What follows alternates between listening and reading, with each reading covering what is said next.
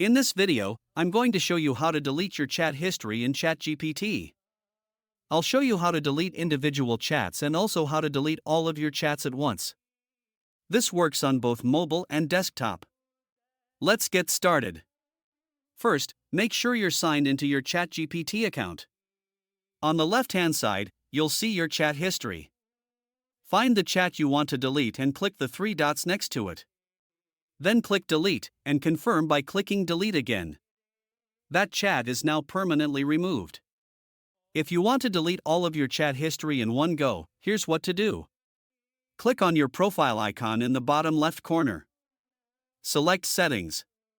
Then click on Data Controls. You'll see the option that says Delete All Chats.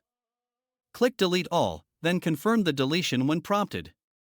And that's it, your entire chat history will be cleared. If you found this tutorial helpful, don't forget to like and subscribe for more simple and helpful guides.